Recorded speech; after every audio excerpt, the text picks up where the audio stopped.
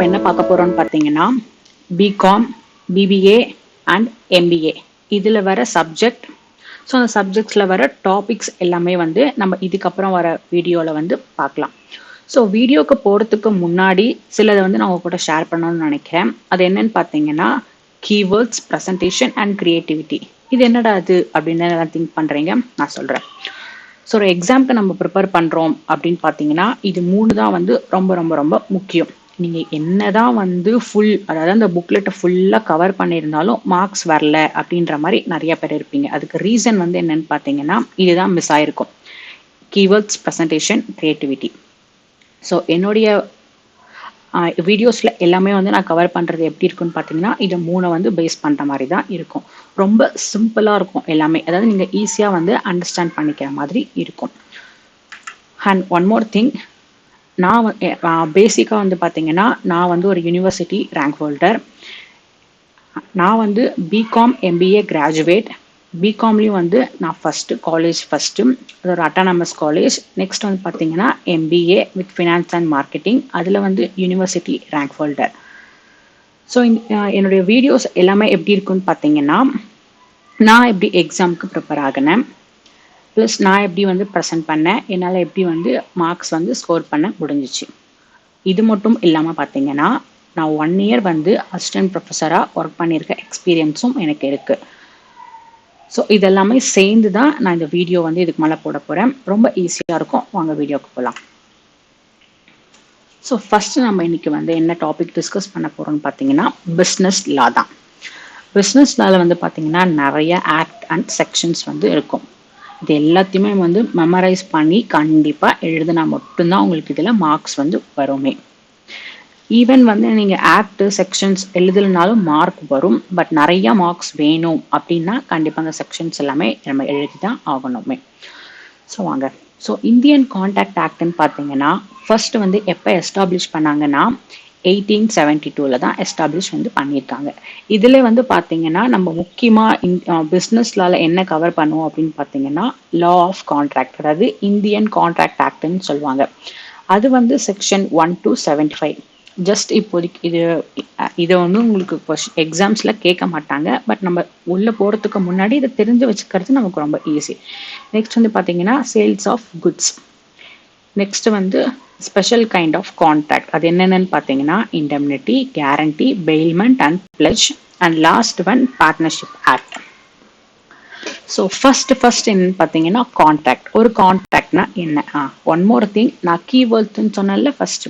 Keywords எல்லாத்தையுமே வந்து பார்த்தீங்கன்னா நான் அந்த ரெட் கலரில் ஹைலைட் பண்ணி காமிச்சிருப்பேன். ஸோ அது ரொம்ப ரொம்ப இம்பார்ட்டண்ட். நீங்கள் வந்து எக்ஸாம்ஸில் வந்து எழுதுறீங்க அப்படின்னா எனக்கு தெரிஞ்ச உங்கள் ஸ்கூல்ஸ் அண்ட் காலேஜ் இப்போ எல்லாருமே வந்து சொல்லியிருப்பாங்க வெறும் ப்ளூ பென் மட்டும் யூஸ் பண்ணாதீங்க, மல்டி கலர் பென்லாம் வச்சு யூஸ் பண்ணி எழுதுங்கன்னுட்டு. பட் என்னுடைய ஒப்பீனியன் வந்து என்னன்னு பார்த்தீங்கன்னா மல்டி கலர் வச்சு யூஸ் பண்ணீங்கன்னா கரெக்ஷன் பண்ணுறப்போ ஒரு மாதிரி இரிட்டேட்டாக இருக்கும். எப்பயுமே வந்து பார்த்தீங்கன்னா அழகாக ப்ளூ அண்ட் பிளாக், இதுவே வந்து ரொம்ப ரொம்ப பெஸ்ட். இதை வந்து நீங்கள் எழுதினாலே போதும், ஈஸியாக வந்து மார்க்ஸ் வந்து ஸ்கோர் பண்ணலாம். ஸோ என்னுடைய கீவேர்ட்ஸ் எல்லாமே வந்து பார்த்தீங்கன்னா நான் ரெட் லைட்டில் வந்து ஹைலைட் பண்ணி காமிச்சிருப்பேன். எப்பயுமே அதை வந்து நீங்கள் பிளாக்ல வந்து ஹைலைட் பண்ணி எக்ஸாம்ஸில் எழுதுங்க. அதை பார்த்தாலே போதும், ஓகே இவங்க ஏதோ படிச்சிருக்காங்க, இவங்களுக்கு ஏதோ தெரிஞ்சிருக்கு அப்படின்ற மாதிரி கரெக்ஷன் பண்ணுறவங்களுக்கு தெரிஞ்சிடும். ஸோ ஆட்டோமேட்டிக்காக உங்களுக்கு வந்து மார்க்ஸ் வந்து அதுக்கு வந்துடும். சரி, okay. Contract. So section 2H வந்து கான்ட்ராக்டை டிஃபைன் பண்ணுறாங்க. Contract is an agreement enforceable by law. ஒரு கான்ட்ராக்ட்னா பார்த்தீங்கன்னா அது ஒரு அக்ரிமெண்ட்.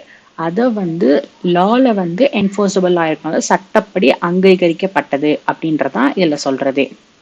நெக்ஸ்ட் அப்போ அக்ரிமெண்ட்னா என்னன்னு பார்த்தீங்கன்னா ஒரு 2 பர்சன் சேர்ந்து ஒரு அக்ரிமெண்ட் போடுறது. அந்த அக்ரிமெண்ட்டை தான் கான்ட்ராக்டா சொல்லுவாங்களே. ஸோ இதுதான். நெக்ஸ்ட் வந்து பார்த்தீங்கன்னா அக்ரிமெண்ட்னா என்ன? Offer plus acceptance. இதை மாதிரி என்கிட்ட ஒரு பென் இருக்கு, நான் அந்த பெண்ணை உனக்கு தரேன், அதுக்கு நீ எனக்கு என்ன அமௌண்ட்டோ பே பண்ணுறேன்னு சொல்கிறோம்ல, அதுதான் ஆஃபர் ப்ளஸ் அக்செப்டன்ஸ். அதுதான் வந்து அக்ரிமெண்ட்டாக வர்றது. ஸோ ஒன்ஸ் அக்ரிமெண்ட் வந்துருச்சு அப்படின்னா அதை வந்து லாவில் நம்ம ரெஜிஸ்டர் பண்ணணும். அப்படி நம்ம ரெஜிஸ்டர் பண்ணிட்டோம்னா அதுதான் வந்து கான்ட்ராக்ட் அப்படின்றது வருது. சரி, ஓகே. அப்போ ஒரு கான்ட்ராக்டுக்கு என்னென்னலாம் இருக்கணும்? So essential element of contract அப்படின்ட்டு இருக்கு. இது ஒரு இம்பார்ட்டன்ட் கொஷின்ஸ்.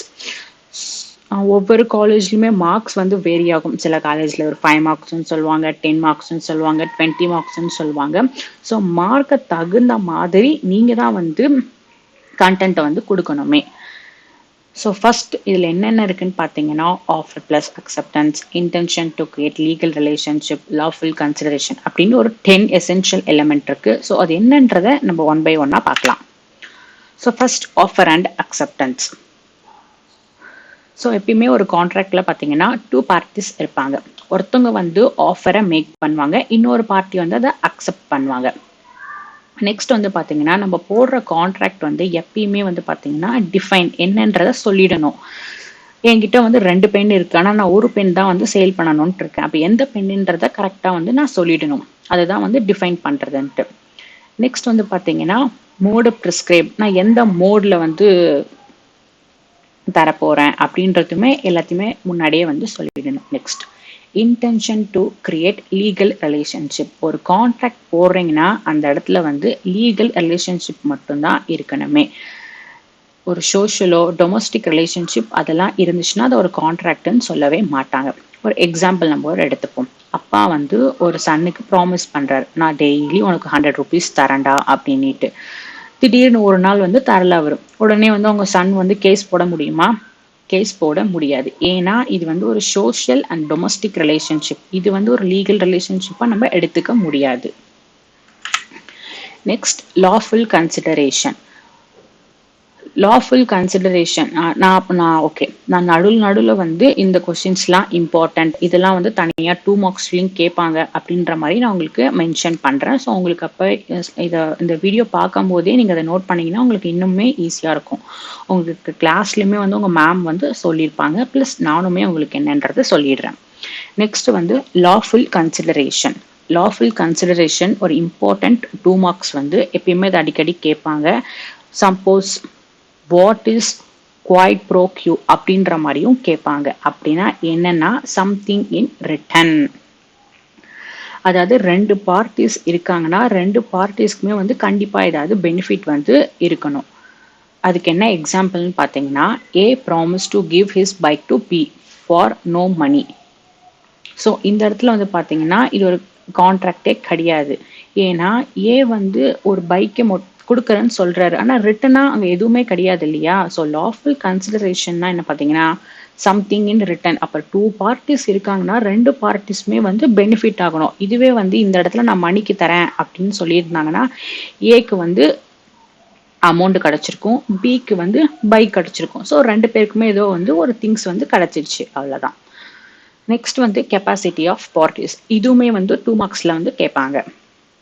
ஸோ கான்ட்ராக்ட் போடுறோம் அப்படின்னா கெப்பாசிட்டின்றது ரொம்ப முக்கியம். என்ன கெப்பாசிட்டி அப்படின்னு பார்த்தீங்கன்னா மெஜாரிட்டி. ஸோ அந்த பர்சன் கான்ட்ராக்ட் போடுற பர்சன் வந்து பார்த்தீங்கன்னா 18 years above தான் இருக்கணும். நெக்ஸ்ட் வந்து sound mind person. Sound mind person என்னன்னு பார்த்தீங்கன்னா நல்ல வந்து எப்படி சொல்றது, விவரம் தெரிஞ்சவங்களா இருக்கணும். அதாச்சும் ட்ரங்கன் பர்சனோ இல்லை லூனட்டிக் பர்சனோ அதை மாதிரிலாம் இருக்கக்கூடாது. நெக்ஸ்ட் வந்து பார்த்தீங்கன்னா it's not disqualified from contracting.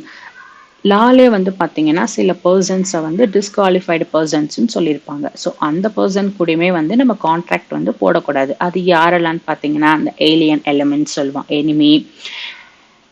Next வந்து இந்த லூனட்டிக் பர்சன்ஸ். ஸோ அவங்க கூட எல்லாம் வந்து நம்ம கான்ட்ராக்ட் போட்டோம்னா அது வந்து not a valid contract. Next இது அனதர் ஒன், இதுவுமே வந்து ஒரு 2 mark important 2 marks. Void ab initio. What is void ab initio அப்படின்னு கேட்பாங்க. அப்படின்னா என்னன்னு பார்த்தீங்கன்னா ஒரு கான்ட்ராக்ட் வந்து போடும்போதே ஸ்டார்டிங்லேயே வந்து அது வாய்டு கான்ட்ராக்ட், அதாவது வாய்டு கான்ட்ராக்ட்னு சொல்லிடுவாங்க. அது என்னன்னு பார்த்தீங்கன்னா the agreement entered into by or with the minor person. So minor person கூட இந்த மாதிரி இந்த லூனட்டிக் பர்சன் கூடலாம் நம்ம ஒரு கான்ட்ராக்ட் போட்டோம்னா அது என்னன்னு சொல்லுவாங்கன்னா வாய்ட் அப் இனிஷியோ அப்படின்ற மாதிரி சொல்லிடுவாங்க. நெக்ஸ்ட் வந்து பார்த்தீங்கன்னா கன்சென்ட். ஸோ செக்ஷன் 13ல வந்து கன்சென்ட் பற்றி சொல்கிறாங்க. இங்கே என்னன்னு பார்த்தீங்கன்னா 2 or more persons. ஸோ அந்த கான்ட்ராக்ட்குள்ளே என்டர் ஆகிற பர்சன்ஸ் எப்படி அவங்களுடைய மைண்ட் எப்படி இருக்கணும்னு பார்த்தீங்கன்னா same think in the same sense. ரெண்டு பேருடைய தாட்டுமே வந்து ஒரே மாதிரி இருக்கணும். சப்போஸ் இப்போ என்கிட்ட வந்து பார்த்தீங்கன்னா ரெண்டு பைக் இருக்கு. ரெட்ல ஒன்று இருக்கு, ப்ளூல ஒன்று இருக்கு. ரெண்டுமே வந்து பார்த்தீங்கன்னா ஒரே டைப் ஆஃப் பைக் தான். கலர் மட்டும்தான் வேரி ஆகுது. ரெட்ல இருக்கு, ப்ளூல இருக்கு. நான் வந்து ப்ளூ வந்து சேல் பண்ணலாம் அப்படின்ட்டு இருக்கேன். ஆனா என்கிட்ட இருந்து வாங்குறவங்க என்ன நினைச்சிட்டு இருக்காங்க, நான் ரெட்டு தான் வந்து சேல் பண்ண போறேன்ற மாதிரி நினைச்சுக்கிட்டு கான்ட்ராக்ட் போட்டாங்கன்னா அது வந்து வாய்டு கான்ட்ராக்ட். ஸோ ரெண்டு பேருடைய தாட்டுமே இப்போ நான் வந்து ப்ளூ தான் விற்கிறேன்னா அவர் வந்து ஆமா நான் ப்ளூ தான் வாங்குறேன், வாங்க போறோம் அப்படின்ற மாதிரி சேம் சென்ஸ் சேம் திங்ஸ்ல வந்து இருக்கணும். இது என்னன்னு சொல்லுவாங்கன்னு பார்த்தீங்கன்னா கான்சஸ் ஆட் ஐட்டம் அப்படின்ற மாதிரி சொல்லுவாங்க. இதுவுமே இம்பார்ட்டன்ட் 2 மார்க்ஸ். எப்பயுமே வந்து கொஷின்ஸ் எக்ஸாம்ஸ்ல கொஷின்ஸ் வந்து நமக்கு டைரக்டா வந்து கேட்க மாட்டாங்க, இன்டைரக்டா தான் வருமே. வெறும் வந்து கான்சென்ட் அப்படின்ற மாதிரி வராது. Consensus ad idem, void ab initio அப்படின்ற மாதிரி கேட்பாங்க. ஸோ இதுவுமே நீங்க என்னன்றதை தெரிஞ்சு வச்சுக்கிட்டாதான் உங்களுக்கு ஈஸி. நெக்ஸ்ட் வந்து ஃப்ரீ கன்சென்ட். செக்ஷன் 14ல வந்து என்ன சொல்றாங்கன்னு பார்த்தீங்கன்னா ஒரு கான்ட்ராக்ட்ன்றது ஃப்ரீ கன்சென்ட்டா இருக்கணும் அப்படின்ற மாதிரி சொல்றாங்க. அது என்ன ஃப்ரீ கன்சென்ட் அப்படின்னா பார்ப்போம். ஃபர்ஸ்ட் இதுல வந்து கோயேஷன். கோயேஷன்னா என்னன்னு பார்த்தீங்கன்னா ஒரு கான்ட்ராக்டை வந்து ஒருத்தவங்களை மிரட்டி, இப்போ வந்து நம்ம படத்துலலாம் பார்த்துருப்போம், உங்ககிட்ட வந்து ஒரு லேண்ட் இருக்குல்ல, அந்த லேண்ட் வந்து நீ எனக்கு தான் தரணும் அப்படின்ற மாதிரி மிரட்டுவாங்க தெரியுமா, அதை தான் வந்து கோயர்ஷன் அப்படின்ற மாதிரி சொல்றாங்க. ஸோ ஒரு கான்ட்ராக்ட்ல வந்து நீங்க யாருமே வந்து ஒரு த்ரெட்டனிங் பயமுறுத்தி எந்த ஒரு கான்ட்ராக்டுமே வந்து போடக்கூடாது. நெக்ஸ்ட் வந்து பார்த்தீங்கன்னா அன்டியூ இன்ஃப்ளூயன்ஸ். இது செக்ஷன் 16ல வருது. அது என்ன அன்டியூ இன்ஃப்ளூயன்ஸ் பார்த்தீங்கன்னா ஒரு பெரிய பொசிஷன்ல இருப்பாங்க, அந்த பொசிஷன்ல இருந்துட்டு டாமினேட் பண்றது.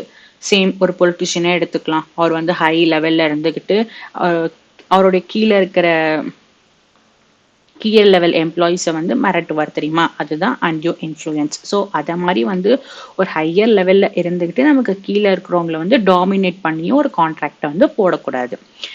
நெக்ஸ்ட் வந்து பார்த்தீங்கன்னா ஃப்ராடு. ஸோ ஃப்ராடு வந்து பார்த்தீங்கன்னா செக்ஷன் 17ல வருது. ஸோ ஃப்ராடுனா என்னன்னு பார்த்தாங்கன்னா அவங்க வந்து தெரிஞ்சே ஏமாத்துறது. இது வந்து தப்புன்னு தெரியும், நம்ம வந்து பண்ணக்கூடாதுன்றது தெரியும், ஆனால் அது வந்து அதை தெரிஞ்சே வந்து the intent to deceive another party thereto or his agent. தெரிஞ்சே வந்து அவங்க கிட்ட போய் சொல்லி ஒரு கான்ட்ராக்ட் போடுறது தான் வந்து ஃப்ராடு. நெக்ஸ்ட் வந்து பார்த்தீங்கன்னா மிஸ்ரெப்ரசன்டேஷன். மிஸ்ரெப்ரசன்டேஷன் என்னன்னு பார்த்தீங்கன்னா அவங்க வந்து தெரிஞ்செல்லாம் வந்து அந்த கான்ட்ராக்டை வந்து போட்டிருக்க மாட்டாங்க. தெரியாமையே ஒரு தப்பு வந்து பண்ற மாதிரி இருக்கும். Something by the person which is not true though he believe it to be true.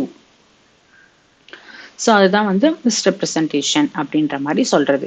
ஏன்னா அவங்களுக்கு வந்து அது தப்புன்றது தெரிஞ்சிருக்காது, இல்லை அவங்களுக்குமே அதை பத்தின ஒரு நாலேஜ் வந்து இருந்திருக்காது. இதுக்கு ஒரு எக்ஸாம்பிள் வேணா நம்ம பார்க்கலாம். ஸோ ஏ வந்து பி கிட்ட சொல்றாரு, நான் இதை மாதிரி வந்து சைனாலேருந்து ஒரு ப்ராடக்ட் வந்து நான் உனக்கு இம்போர்ட் பண்ணி நான் உனக்கு தரேன் அப்படின்றது அவர் சொல்லியிருக்காரு. ஆனால் ஒரிஜினலாக என்னன்னு பார்த்தீங்கன்னா ஒரு வார் இருந்திருக்கும், இல்லைனா இந்தியாலே வந்து ரூல்ஸ் வந்து பேன் பண்ணியிருப்பாங்க. என்னன்னு பார்த்தீங்கன்னா சைனாலேருந்து எந்த ஒரு ப்ராடக்ட்டுமே வந்து இம்போர்ட் பண்ணக்கூடாதுன்ற மாதிரி பேன் பண்ணியிருப்பாங்க. ஆனால் ஏக்கு தெரிஞ்சிருக்காது. ஸோ வித்தவுட் த நாலேஜ் வந்து ஒரு கான்ட்ராக்ட் வந்து போட்டிருப்பாரு. அதுதான் வந்து மிஸ்ரெப்ரசன்டேஷன் அப்படின்றது. நெக்ஸ்ட் வந்து பார்த்தீங்கன்னா lawful object. So lawful object என்னன்னு பார்த்தீங்கன்னா ஒரு கான்ட்ராக்ட்ன்றது ஒரு ஃப்ராடுலண்ட்டோ இல்லீகலோ இம்மாரலோ அப்படின்னா ஆப்போசிட் பப்ளிக் பாலிசியோ இருக்கக்கூடாது. யாருமே வந்து ஒரு ஏமாத்தணும் அப்படின்ற ஒரு தாட்லையுமே இருக்கக்கூடாது, இல்லீகலாகவும் இருக்கக்கூடாது. நெக்ஸ்ட் வந்து பார்த்தீங்கன்னா பாசிபிலிட்டி ஆஃப் பர்ஃபார்மன்ஸ். ஸோ போடுற கான்ட்ராக்ட் வந்து என்ஃபோர்ஸபிள் ஆகணும் அப்படின்னா நடக்கிற மாதிரி போகணும். அதாவது நடக்காத விஷயத்துக்குலாம் வந்து ஒரு கான்ட்ராக்ட் வந்து போடக்கூடாது. இதுக்கு என்ன எக்ஸாம்பிள்னு பார்த்தீங்கன்னா ஏ வந்து பி கிட்ட சொல்றாரு, நான் வந்து மந்திரம் போட்டே வந்து இந்த ட்ரெஷரை வந்து ஓப்பன் பண்றேன் அப்படின்ட்டு. இது நடக்குமா சொல்லுங்க? ஸோ நடக்காது. அதுதான் வந்து பாசிபிலிட்டி ஆஃப் பர்ஃபார்மன்ஸ். நெக்ஸ்ட் வந்து agreement expressly declared as void. நம்ம ஸ்டார்டிங்கே போனதுல பார்த்தோம் தெரியுமா, வாய்ட் அப் இனிஷியோ அப்படின்னா என்னது, கான்ட்ராக்ட் போடும் போது அதாவது அக்ரிமெண்ட் போடும் போதே வந்து அது வாய்டு வந்து சொல்லிடுவாங்க. அதுதான் என்னென்னு பார்த்தீங்கன்னா இன்காம்பிட்டன்ட் பர்சன், ஒரு மைனர் பர்சனா இல்லை லூனட்டிக் பர்சனோ அவங்க கூட போட்டோம்னா வாய்டு தான். நெக்ஸ்ட் வந்து unlawful object or consideration. Consideration என்னன்னு பார்த்தோம், சம்திங் இன் ரிட்டன். ரெண்டு பேருக்குமே வந்து ஏதாவது ஒரு பெனிஃபிட் வந்து இருக்கணும். சப்போஸ் ரெண்டு பேருக்கும் யாராவது ஒருத்தவங்க மட்டும்தான் பெனிஃபிட் அதெல்லாம் ஆகுறாங்கன்னாலும் அது வந்து வாய்டு தான். நெக்ஸ்ட் வந்து agreement without consideration. Without consideration same, ரெண்டு பேருக்குமே வந்து பார்த்தீங்கன்னா ஒரு பெனிஃபிட் இருக்கணும், same things in same sense மாதிரி இருக்கணும். நெக்ஸ்ட் வந்து பார்த்தீங்கன்னா agreement in restraint of marriage, trade or legal procedure, they are oppose to public policy. Next வந்து பார்த்தீங்கன்னா லீகல் ஃபார்மாலிட்டிஸ். ஸோ ஒரு கான்ட்ராக்ட் போடுறோம், ஒரு அக்ரிமெண்ட் போடுறோம் அப்படின்னா அதுக்குமே சில ஃபார்மாலிட்டிஸ்லாம் இருக்குது. ஸோ என்னன்னு பார்த்தீங்கன்னா அதையுமே ப்ராப்பராக வந்து ரைட்டிங் பண்ணி ரெஜிஸ்டர் பண்ணியிருக்கணும். சப்போஸ் வந்து இப்போ நம்ம கம்பெனியில் ஏதோ ஒரு அக்ரிமெண்ட் போடுறோன்னா அது எல்லாமே கம்பெனிஸ் ஆக்டுக்குள்ளே வரும். நெக்ஸ்ட் ஒரு குட்ஸ் கூட ஏதாவது போடுறோன்னா அதெல்லாம் சேல்ஸ் ஆஃப் குட்ஸ் அந்த ஆக்ட் படி வந்துடும். ஸோ அதுக்குன்னு என்னென்ன ஆக்ட் இருக்கோ அது ப்ராப்பராக வந்து இந்த லீகல் ஃபார்மாலிட்டிஸை வந்து நம்ம போடணும். ஸோ இதுதான் வந்து ஒரு எசென்ஷியல் எலிமெண்ட் ஆஃப் கான்ட்ராக்ட்ன்றது. உங்களுக்கு அண்டர்ஸ்டாண்ட் ஆகிருக்குன்னு என்னுடைய நினைக்கிறேன். சப்போஸ் இல்லை உங்களுடைய டீச்சிங், என்னுடைய ஃபஸ்ட்டு வீடியோ இதுதான், இல்லை உங்கள் டீச்சிங்ஸில் இது கொஞ்சம் நீங்கள் இம்ப்ரூவ் பண்ணலாம், எனக்கு வந்து இதை மாதிரி சொன்னால் இன்னும் அண்டர்ஸ்டாண்ட் ஆகும், கீவேர்ட்ஸையுமே வந்து இன்னும் ஷார்ட்டாக எனக்கு சொல்ல முடியுமா, ஸோ உங்களுக்கு என்ன டவுட் இருக்குன்றதை கமெண்ட் செக்ஷனில் போடுங்க. நான் நெக்ஸ்ட் வர வீடியோஸில் வந்து அதை இம்ப்ரூவ் பண்ணிவிட்டு உங்களுக்கு சொல்கிறேன். அதுக்கப்புறம் வந்து பார்த்தீங்கன்னா நிறைய டாபிக்ஸ் இருக்குது. ஸோ ஒவ்வொரு டாபிக்ஸாக நான் போடுறதுக்கு கண்டிப்பாக வந்து டைம் எடுக்கும் தான். அதுக்கு முன்னாடி உங்களுக்கு ஏதாச்சும் இந்த டாபிக்ஸ் வந்து எனக்கு தெரிஞ்சுக்கணும், இந்த டாபிக்ஸ் எனக்கு வேணும், புரியல அப்படின்னு சொன்னீங்கன்னா நான் அதை ஃபஸ்ட்டு போடுறேன். Okay, thanks.